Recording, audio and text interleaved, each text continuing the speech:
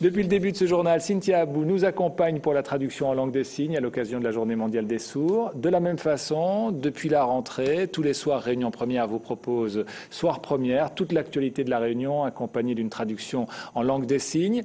Autre nouveauté, un café signe est ouvert désormais une fois par mois à Saint-Denis, une soirée pour permettre aux sourds et aux entendants d'échanger. Marie-Ange Frassati a assisté à la première.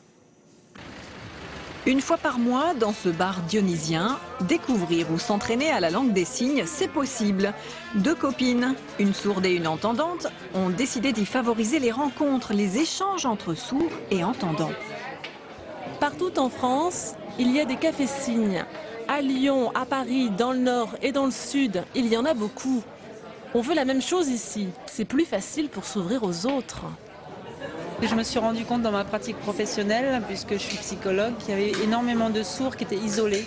En fait, ils voient souvent les mêmes personnes, ils ont des problèmes de communication évidemment avec les entendants. Et moi, j'aimerais bien casser ces barrières pour que les gens puissent se rencontrer. Ici, 3 serveurs savent même prendre les commandes en langue des signes, inscrits d'office à la formation d'initiation. On se rend compte que dans l'hôtellerie, on marche déjà un petit peu au langage des signes. Par une question de rapidité, efficacité, donc des fois on fait des signes et voilà quoi. Un lieu pour échanger des informations, pour rire, parler des choses de la vie.